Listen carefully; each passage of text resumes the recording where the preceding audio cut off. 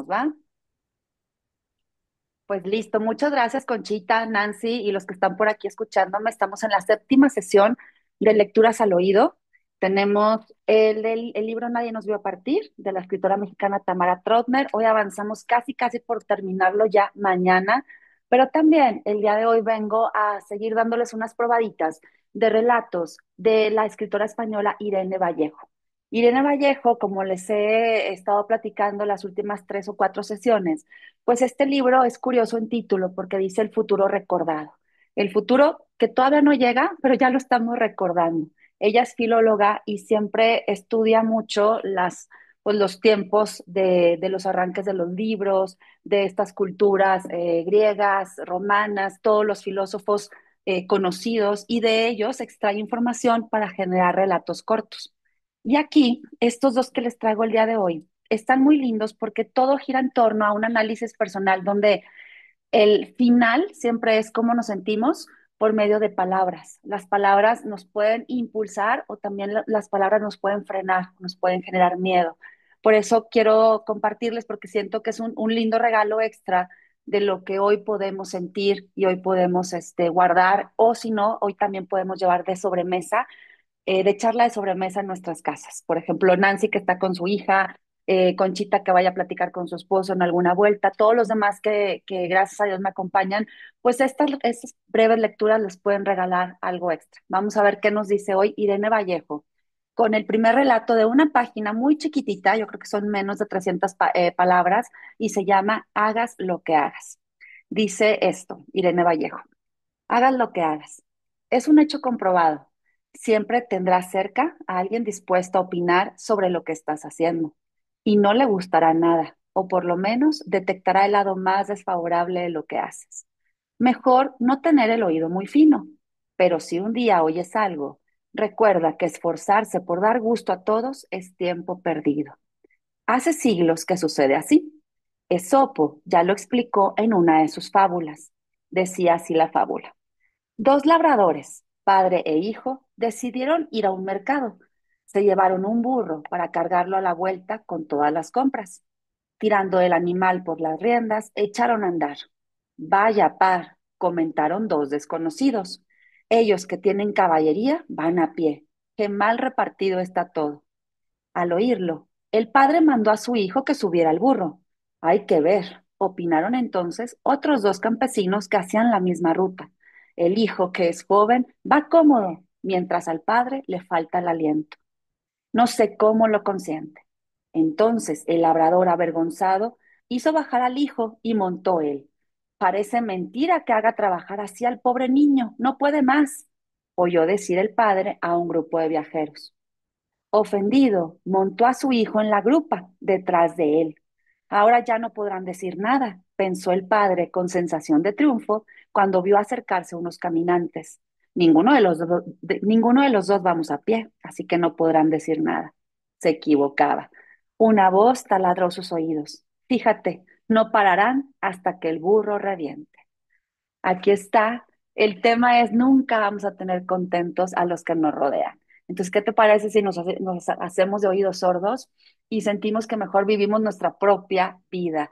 No vamos a poder tener ni el tiempo ni la energía para tener satisfechos a todos. Entonces, yo creo que aquí la moraleja de esta fábula es: sigue adelante con la convicción de que lo estás haciendo bien y de que vas por buen camino. Así que esta es la moraleja de hagas lo que hagas, de la escritora española Irene Vallejo. Y si se dan cuenta, lo que yo mencionaba al inicio, las palabras tienen un poder importante. Todo está en que tú te las quieras tomar, tomarlas como propias o simplemente evitarlas. Y hay una más, otro relato más que se llama Una palabra tuya. Y también el resumen es el poder de las palabras. Fíjense el siguiente relato. Una simple palabra puede arreglarte el día o estropearlo, darte alas o hundirte. Algunas frases despectivas se hincan en el tejido de la memoria como una honda grieta de la autoestima. Las palabras cariñosas, en cambio, nos curan, nos reaniman, nos elevan. En psicología y pedagogía, este fenómeno recibe un nombre griego: el efecto Pigmalión. Cuenta la leyenda que el escultor Pigmalión se enamoró de una estatua suya de tamaño natural y empezó a tratarla como a una mujer viva. Hablaba con ella, pasaba horas a su lado, la abrazaba. La fuerza de su deseo conmovió a la diosa Afrodita, que dio vida a la escultura. Ese milagro se repite cotidianamente. Lo que decimos a otras personas modela su actitud. El psicólogo estadounidense David McClellan llevó a cabo un curioso experimento escolar. Realizó pruebas de inteligencia a chicos de entre 7 y 10 años. Después comunicó a los profesores de estos chicos los nombres de los alumnos más brillantes y prometedores. En realidad los había elegido al azar, pero al acabar el curso resultó que precisamente esos estudiantes consiguieron los mejores resultados. Las expectativas y la confianza de sus educadores, aunque sin base real, fueron decisivas. El lenguaje nos regala ese inquietante poder mágico, el hechizo de las palabras, que susurradas en momentos decisivos enseñan a estrellarse o a impulsar a volar. ¿Qué tal? A mí me puso la piel de gallina porque es volver a recordar cuántas veces no me he equivocado por estar tensa, enojada, ocupada, ocupado y decir cosas que salen de mi boca sin la menor intención, pero que hacen más daño que el efecto positivo que yo creí que iban a hacer. Entonces, una palabra tuya y el que les leí, hagas lo que hagas, creo que el resumen es bello. Cuidado con lo que pensamos, con lo que deseamos y podemos ser un factor de cambio en todas las personas que nos rodean. El ejercicio que hace aquí el psicólogo en una escuela donde simuló pruebas de inteligencia y al azar escogió a los niños sin ni siquiera tener los resultados reveladores, pues hizo creer a los profesores que eran niños inteligentes. Y estos profesores alentaron con unas maneras mágicas a estos niños que lograron ser niños de buenas calificaciones. Entonces, todo está en que se los hagas creer y el sueño se va a hacer realidad. Así que ahí está el granito de hoy de Irene Vallejo. Yo creo que es una hermosa, aparte de muy talentosa y reconocida escritora, excelente, excelente para dar con el punto de partida. Pues bueno, vamos ahora sí, casi en la última parte de Nadie nos vio partir.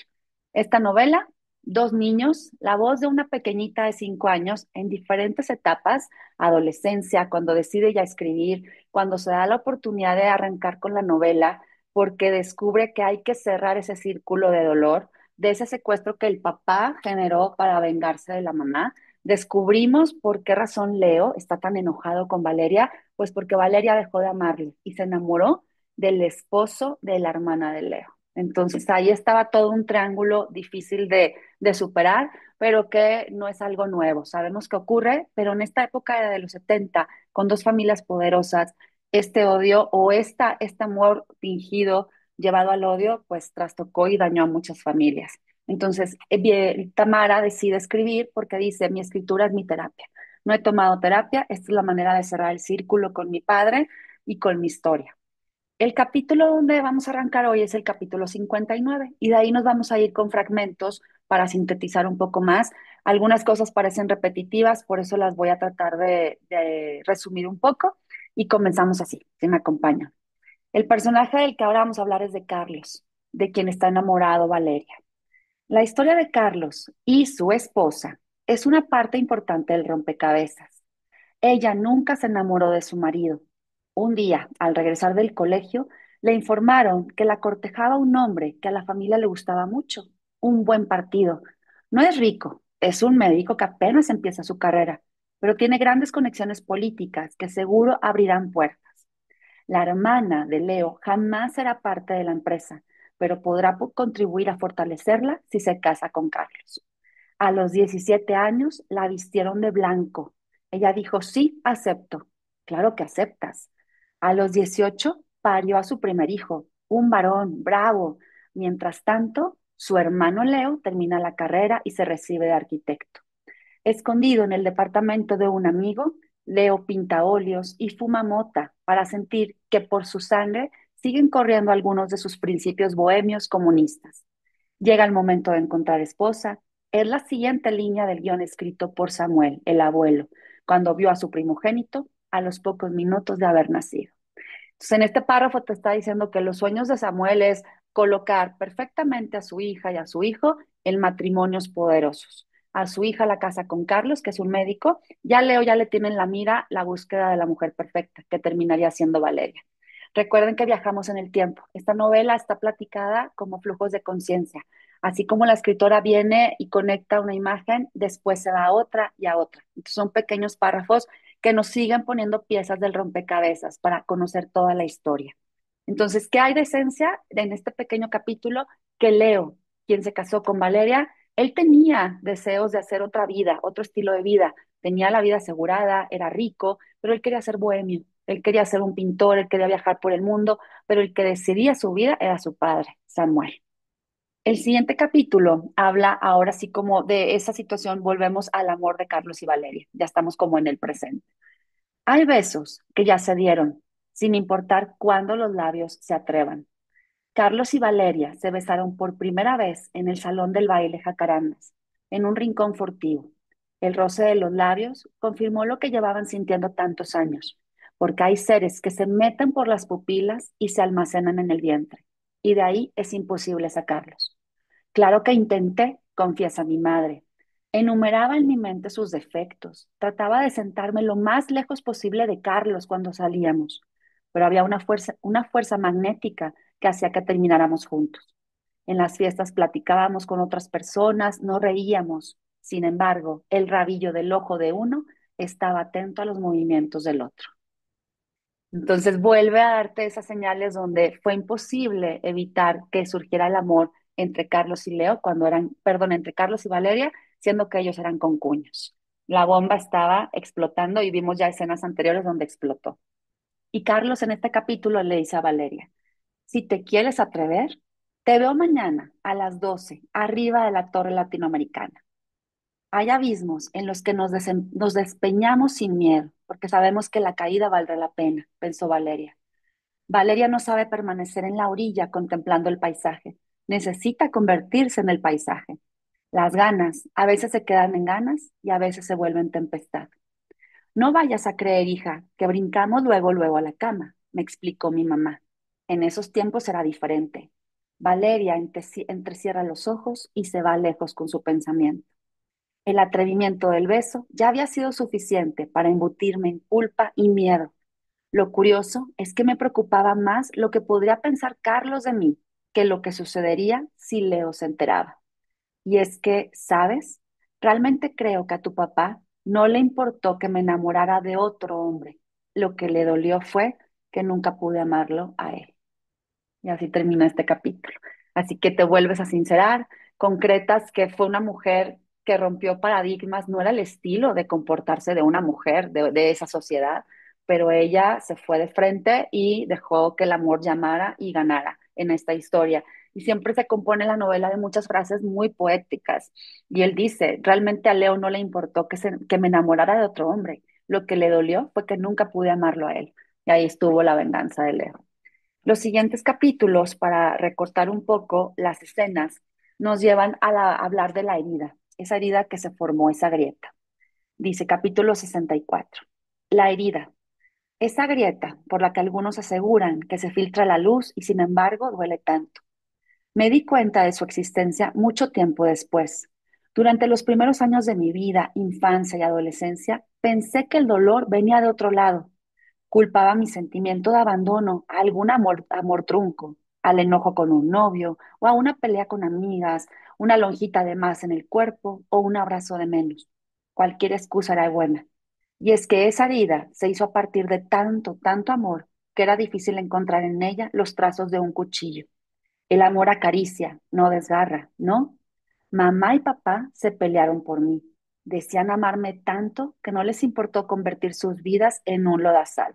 Tenerme significaba la victoria sobre el otro y en el otro un trofeo.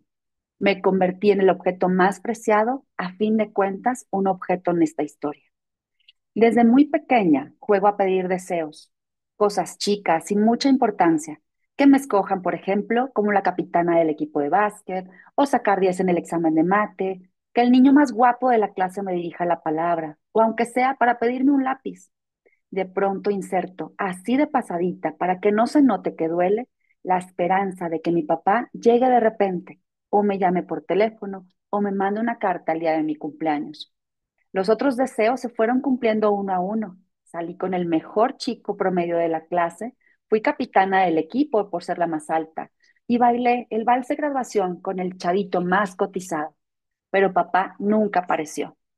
Cuando años después tuve la oportunidad de cuestionarlo, su explicación me pareció clara. Entendí, usando la razón, que no lo dejaban, que Valeria enloqueció y le prohibió buscarnos, que yo nunca lo llamé, evidente. Pero la grieta siguió abierta. Tal vez continúa, no estoy segura. Y quizás sea cierto que a través de esa grieta entra la luz. Eso sí, me convertí en una experta en negar cualquier tipo de emoción profunda que tuviera que ver con la paternidad. Soy de las que lagrimean hasta en los anuncios de mayonesa cuando incluyen perrito. Sollozo en las películas y cuando las veo por segunda vez lloro antes de la escena triste porque sé que ahí viene. Me volví hipersensible, amorosa, contadora de cuentos, buscadora de emociones profundas, entregada hasta las últimas consecuencias. Sin embargo, papá siempre fue un tema prohibido. Carlos se volvió mi padre y tanto él como yo jugamos el papel a la perfección.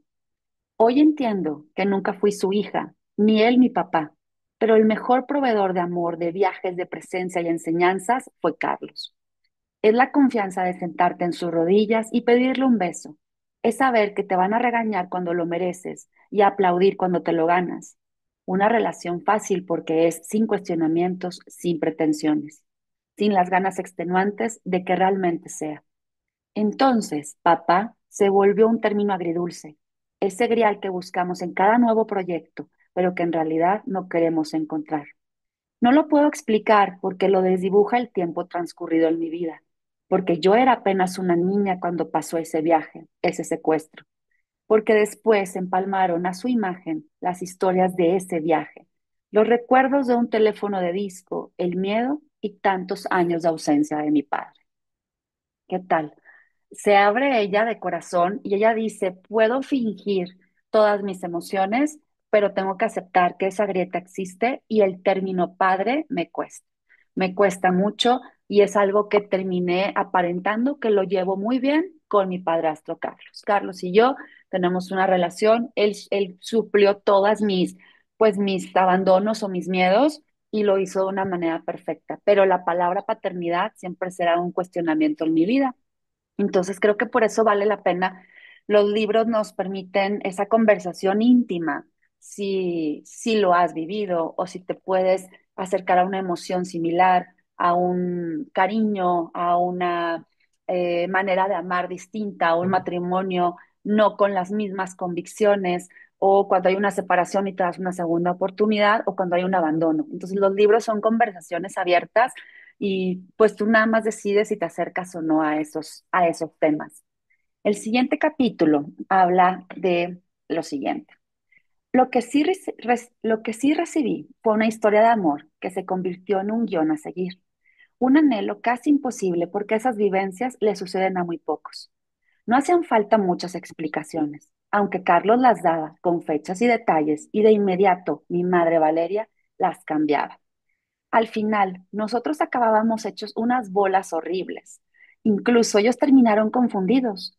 No hacían falta aclaraciones, porque hubo siempre, siempre, cada día de su vida, una forma de mirarse que trascendía los cuestionamientos. Para quienes estuvieron cerca de ellos, resultaba evidente que algo había, porque la energía electrizante entre dos cuerpos es difícil de ocultar. Era como ver a contraluz el cuerpo de una mujer en un vestido de gasa. La ropa está ahí. Sin embargo, es inevitable advertir el contorno de las piernas, la hendidura del pubis, la curva de la cintura y la redondez de los pechos. Después de unos instantes, la ropa desaparece. Queda tan solo la luz y la desnudez, una perfecta combinación para fabricar explosivos. Entonces, sigue la poesía y sigue ella afrontando que hay temas curiosos y difíciles. Imaginarse la intimidad, el amor, la promesa, pero de que había fuegos ahí entre ellos y una vibra y una energía electrizante, lo admiten. Todos estaban seguros que el amor de Carlos y Valeria iba a trascender. Siguiente capítulo, 6-8. Cuando Leo empezó a percibir la brecha que se estaba formando entre él y su mujer, decidió que lo mejor sería hacer un largo viaje para que ella descansara de los niños, que a fin de cuentas son una carga. Mi papá nunca entendió que los niños eran lo que mantenía a Valeria a su lado y que estar con nosotros día a día era lo único que le permitía continuar. Nosotros y Carlos. Acostumbrado a decidir sin consultar con nadie, Leo llamó a la agencia de viajes, hizo planes, pagó cuentas y le informó a mi mamá que se iban a Europa 6 semanas. Vamos a una segunda luna de miel, decía a sus amigos, riendo y haciendo un tonito de voz que implicaba mucha diversión. A Valeria se le retorcían los recuerdos del viaje de bodas, el fracaso del crucero a Japón, de la primera noche, de la unión con el príncipe azul, quien explotó como sapo al primer contacto. No pudo negarse. Mi hermano tenía 5 años, yo había cumplido uno. Teníamos edad suficiente para que nos cuidara la abuela y un séquito de nanas y choferes. Un día antes de irse lejos, Valeria llamó a Carlos. Necesito verte. Quiero abrazarte hasta que tu piel se convierta en mi coraza.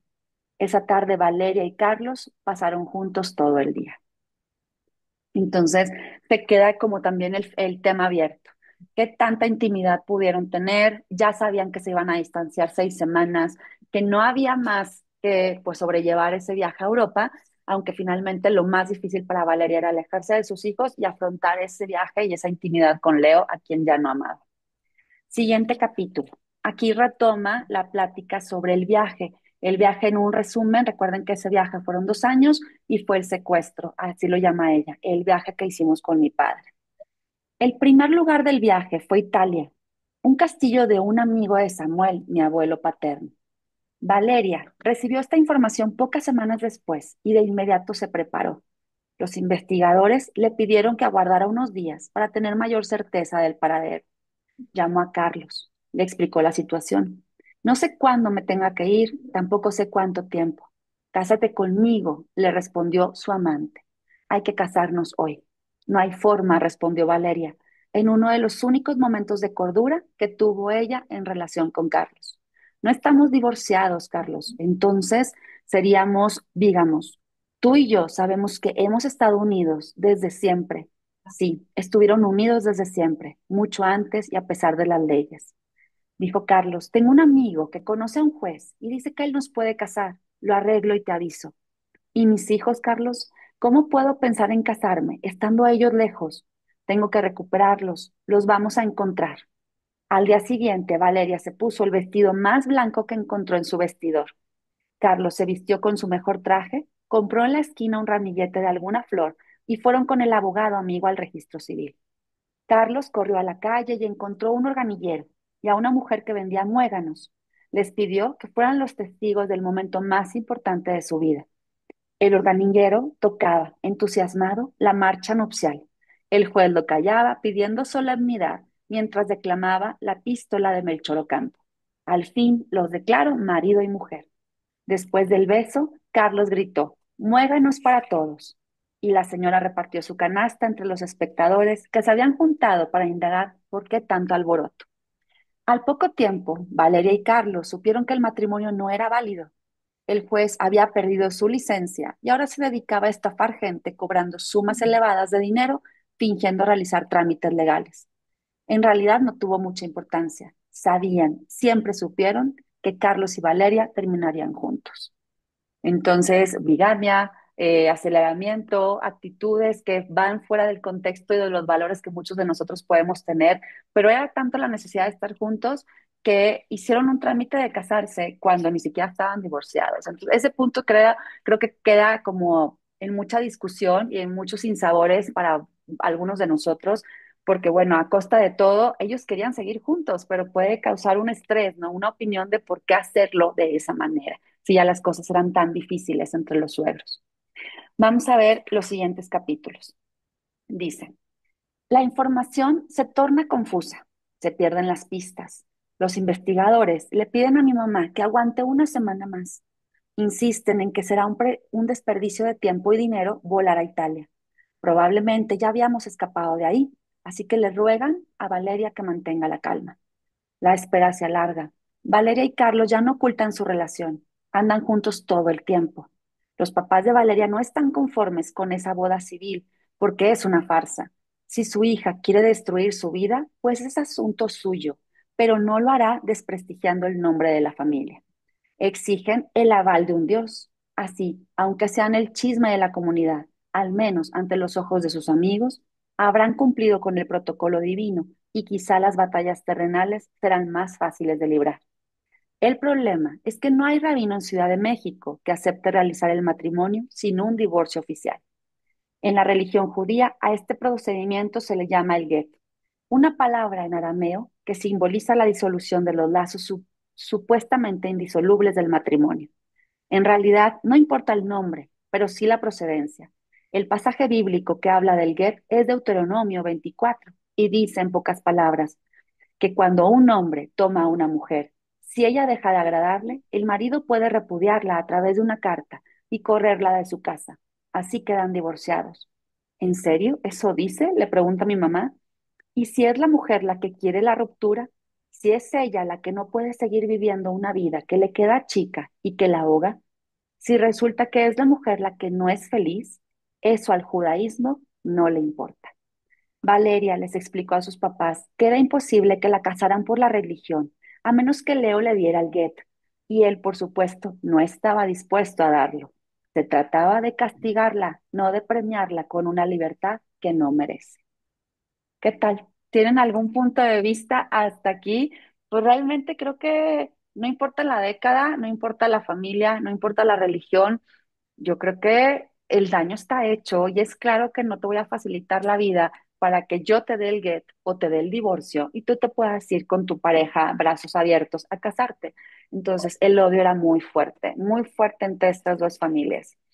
La siguiente historia nos vuelve a contar un poquito de esa primera parada del viaje. Acuérdense que el viaje aquí nos dice que empezó en Italia, pero en la novela ya hemos leído que también pasaron por Sudáfrica, llegaron a Johannesburgo, pasaron por París, donde estuvieron los niños inscritos en una escuela, y también pasaron y llegaron a un kibbutz en Israel. Ahí es donde finalmente la Interpol da con los niños que están en una comunidad de kibbutz y es donde los encuentran y llega Valeria a discutir con Leo y le dice, por favor, ya, vamos a hacer un juicio en México para saber quién se queda con los niños. Entonces, aquí volvemos, pero a ese pedacito en Italia, porque también el abuelo paterno tenía unos grandes amigos en Italia que los recibieron. Vamos a ver qué nos dice más de ese viaje.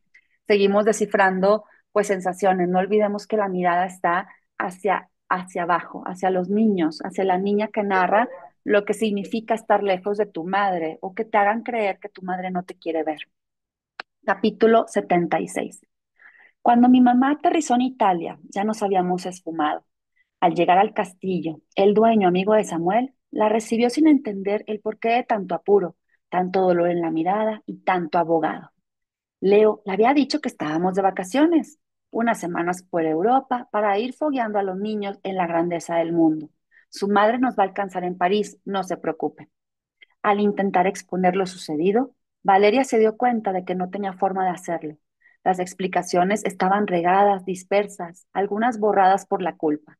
No, no había forma de esclarecer lo que estaba viviendo, porque como cualquier pesadilla que se digne de serlo, los eventos no tienen orden ni lógica alguna. No quiere pensar en nosotros. Se le han ido destiñendo nuestras risas.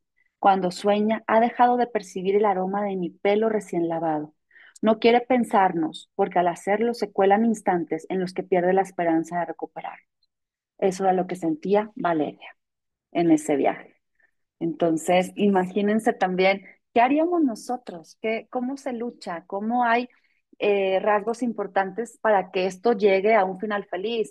Importa mucho lo económico. Tú no puedes recorrer el mundo, no puedes agarrar el primer avión, no puedes ir a Italia, no puedes contratar investigadores si no tienes un poder y no tienes influencia, si no tienes forma de manipular a los que son las leyes y los altos mandos. Siempre hay que corromper, hay que dar sumas de dinero, hay que llevar maletines con fajos para prepararte al chantaje y que no te encuentren o en su caso que te ayuden a encontrarte. Entonces creo que esa es la clave y la diferencia de muchos casos. Como les decía, esta novela potencializó el platicar o el poder luchar sobre la violencia vicaria, la violencia usando a los hijos para castigar al padre o a la madre, ¿no? Entonces eso es lo que dio tela de juicio, los llevó un poquito a elevar esa voz castigada de las que menos pueden o de los que menos pueden, porque también Tenemos que ser justos. Esta historia se puede vivir no nada más de la venganza hacia la mujer, también puede ser venganza hacia el hombre. Creo que también habrá casos donde el hombre es el que está castigado porque hay poder del lado de la mujer. Vamos a ver lo que sigue. Mi papá se mudó a Nueva York. La protagonista, que es la escritora Tamara, está platicando ahora de dónde está su padre. Mi papá se mudó a Nueva York. Carlos y Valeria necesitan que Leo se aleje de sus vidas. A pesar de que ya vivíamos juntos como una familia normal, así envuelta en comillas, mi padre no dejaba de hacer ruido. Nos buscaba poco, pero cuando lo hacía, generalmente era con coches de guaruras y amenazas de un nuevo secuestro. Entonces teníamos que volver a escapar. Regresan las pesadillas, mi hermano deja de comer, mi mamá se sumerge en pensamientos fangosos. Nunca nos van a dejar tranquilos, le dice a Carlos, y quienes van a seguir pagando son los niños. Carlos es muy amigo de los más importantes personajes del país y decide por primera y única vez beneficiarse de esas amistades. Le consigue a Leo un trabajo en el servicio exterior. Conoce perfectamente a su excuñado y sabe que añora un cargo diplomático. Cita al todavía esposo de Valeria en un café. Se saludan civilizados Leo y Carlos, acaso apretando en exceso el puño. Piden un café americano o un expreso doble. Un trago para aumentar la garganta, seca de tantas palabras atoradas. Sé que lo sucedido duele y por supuesto estás furioso, Leo. Lo entiendo. No tengo palabras para disculparme y tampoco puedo remediar el amor que siento por Valeria. Voy a tratar de ser el mejor esposo y un buen padrastro para tus hijos. Nunca voy a pretender sustituir tu imagen. Puedes verlos cuando quieras. Leo lo mira con odio, curiosidad y tristeza. Hay un puesto en la ONU en Nueva York. Es tuyo si lo quieres.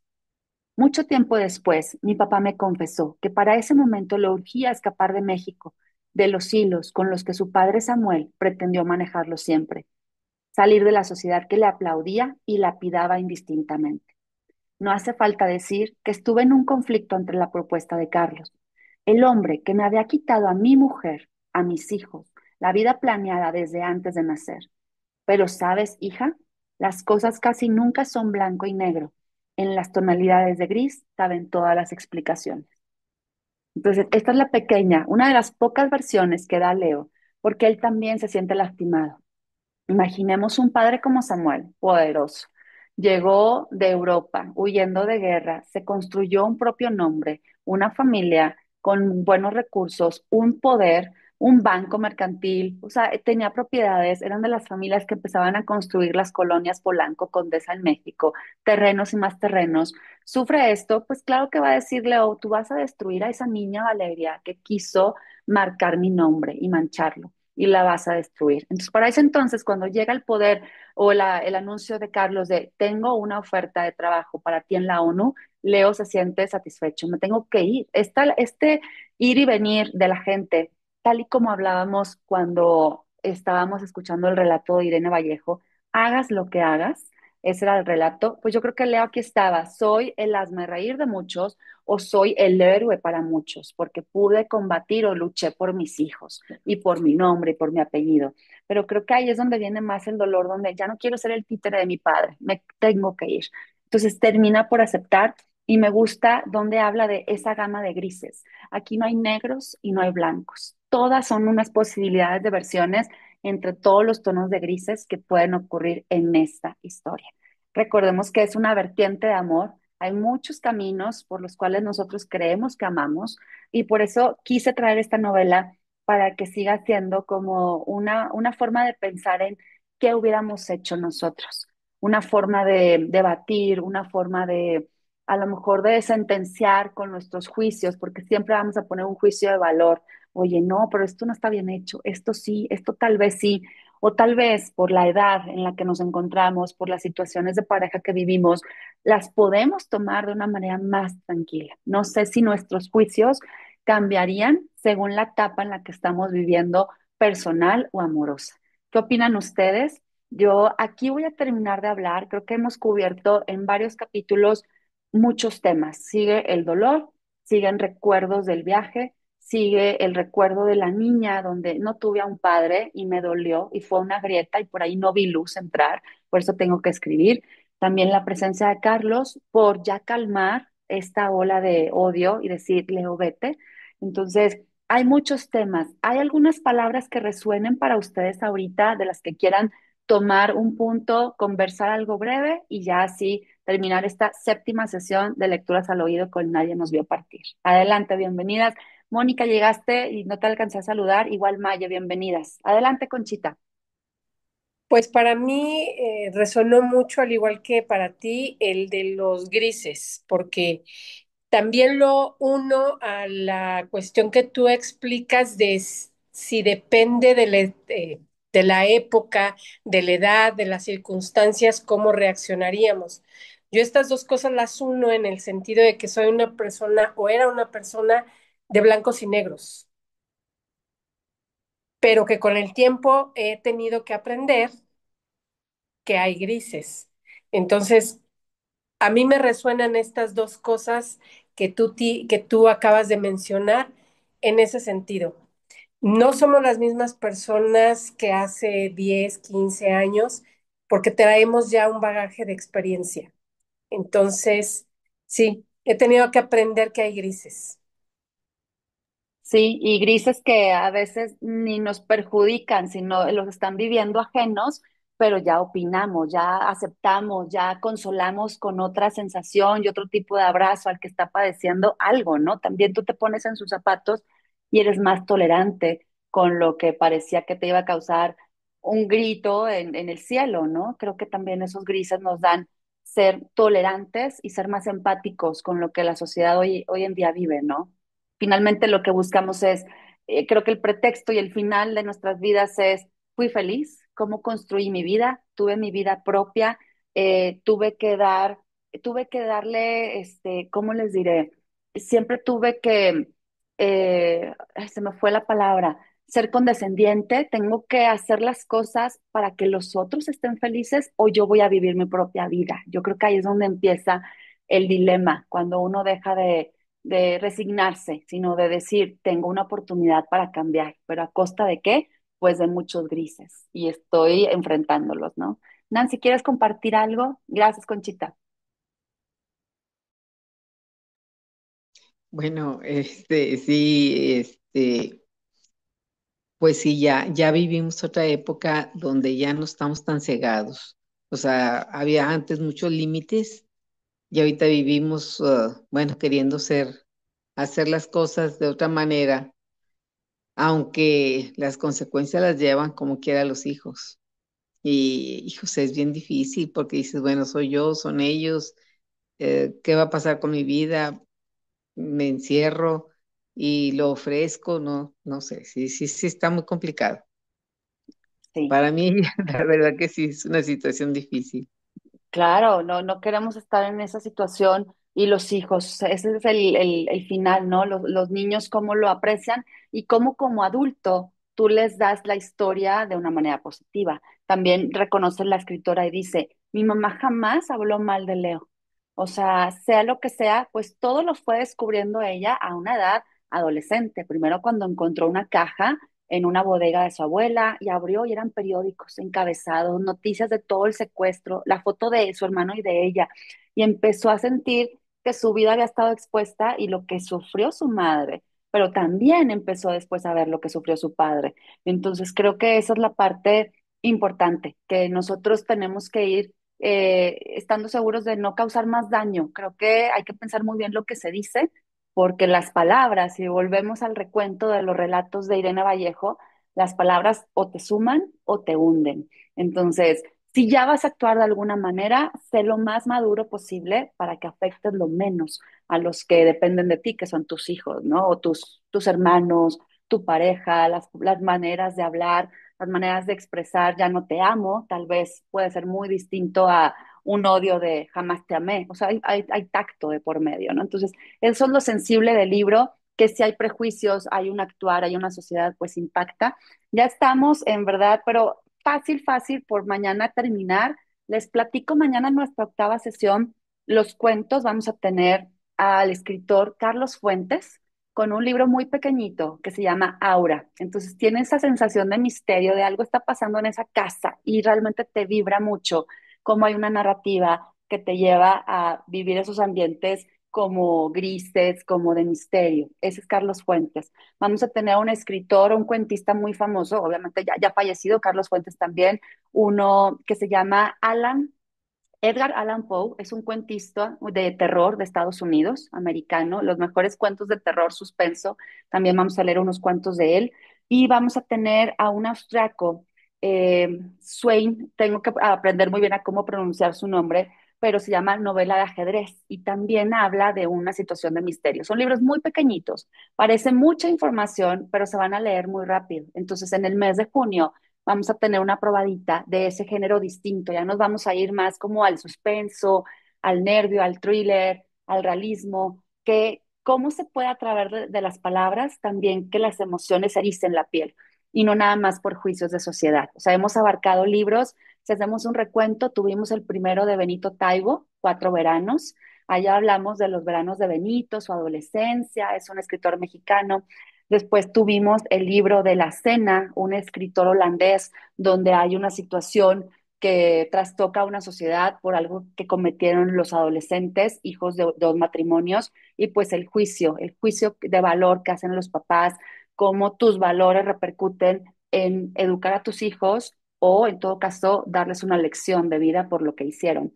El tercer libro que terminamos fue La Trenza. Conocimos con la escritora francesa situaciones de la mujer en un contexto difícil y el mundo en tres países distintos, que era Italia, era Canadá y era India. Entonces, las realidades y los contextos de tres mujeres que quieren sobresalir también impactó. Y ahorita con Tamara, otra mexicana, pues nos fuimos al tema de juicios, sociedad, el amor, que todo sobresale y que siempre el fin común sea amar. ¿Bajo qué perspectiva? Tú la decides. Cada personaje ha tenido diferentes perspectivas de amar. Seguramente el abuelo Samuel va a justificar o justificó todos los actos en vista del amor por sus nietos. Los quiero recuperar. Pero nosotros lo vemos de fuera y decimos, ¿cuál amor? O sea, hiciste todo una venganza donde te llevaste de encuentro por 2 años a dos niños. Entonces siempre hay visiones muy diferentes. Eso es lo bello de la literatura. Nos regala puntos de vista y sobre todo charlas de sobremesa para seguir sugiriendo libros o si estás con amistades o en algún evento donde están hablando, pues tenemos más puntos de vista o conocemos más de otra literatura, otros estilos narrativos. Entonces, esto es lo rico de Lecturas al Oído. Muchas gracias por haberme acompañado. Ya mañana terminamos el mes de mayo, nuestra octava sesión, y empezamos en junio con todo. Yo les mando grabación por si entraron tarde y los que no pudieron estar aquí, pues gracias por avisarme. Nos saludamos mañana si me regalan el honor de estar conmigo a las 10:30 de la mañana. ¿Les parece? Sí, pues No, muchas gracias. Gracias, Conchita, Maye, Mónica y Nancy. Nos vemos pronto mañana. Bonito martes. igual. Cuídense. Hasta luego. Bye. Bye. Cuídense, Maye. Bye, Moni.